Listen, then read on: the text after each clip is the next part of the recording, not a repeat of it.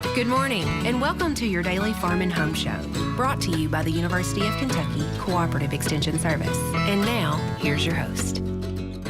Good morning, and welcome to your Farm and Home Show. My name is Joanna Coles, and this week we're going to be visiting with Kevin Lyons. He's the Monroe County Extension Agent for Agriculture and Natural Resources. Good morning, Kevin. Good morning, Joanna. Now, Kevin, drones were probably on a lot of people's Christmas list, and they might have them, or they might have a gift card to go purchase one.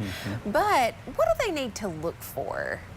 They come in all shapes and sizes and all price ranges. So if you're looking at purchasing one, I would start with just a inexpensive one, $50 to $100. The little one that'll fit in the palm of your hand, just so you can get comfortable with the controls and learn how to do it and see if it's something you want to invest in. If you've got one given to you, you know that's a different story. So, but this one is kind of it's not a higher end drone. They get up to thousands and thousands of dollars. It's kind of a middle of the road, but it's a Phantom 4.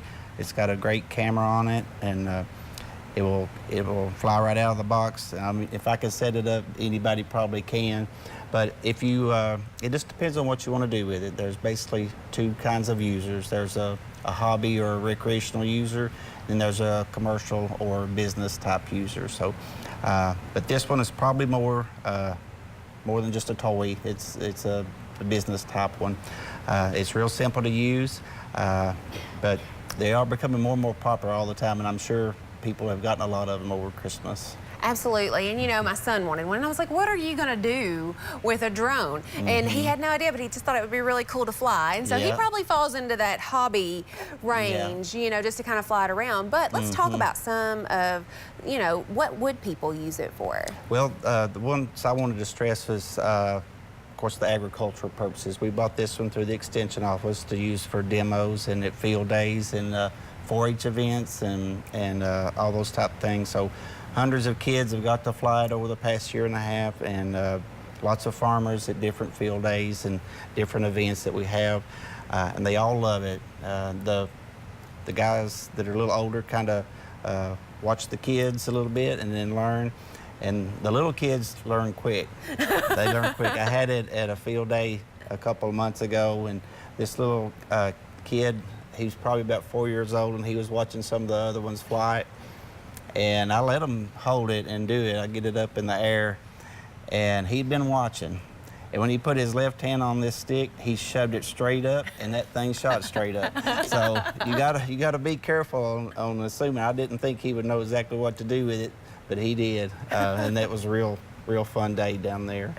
But they're basically a little helicopter like these. There's two types. There's the rotary type drone, and they got fancy acronym for everything, unmanned aircraft system, UAS, you see that. So I'm just going to use the term drone.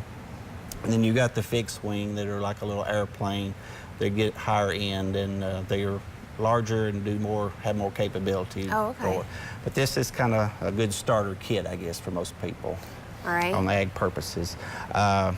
The batteries, you'll get about 30 minutes of flight time out of each battery. Okay. So I've got 3 backup batteries, because when we go out to events, you can't just stop and recharge.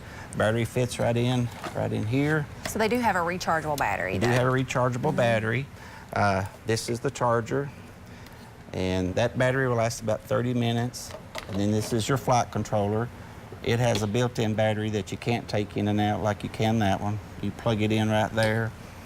This is the charger, and you just, when you're at home, wherever, this just plugs right in right here. And then this one plugs into the end of your battery, and you plug this into the wall. You got it all there together, and it's really neat. But so you get it out, get it going. The first thing you'll need to do to be able to fly is it'll have to have some type of software. So you go to your app store. The camera, whatever the camera sees will show up on this. So you have to have the internet connection to download the app, and it will be very simple. So once you get that on, you got your app loaded onto your device, whether it's your phone or your tablet, whatever. It's got a little adjustment here that you can fit it in. And So you can see everything, and then these are your controllers here. They are, very much so. Okay. Well, Kevin, I know you're going to give us more details throughout the week about this, but this is the initial setup. Pretty easy, right? Very easy. All right, Kevin, appreciate the information. If you have questions, make sure to contact your local extension office. Thanks for watching. If you have questions about today's topic, please call the Warren County Extension Office at the number on your screen. Thanks for watching and have a great day.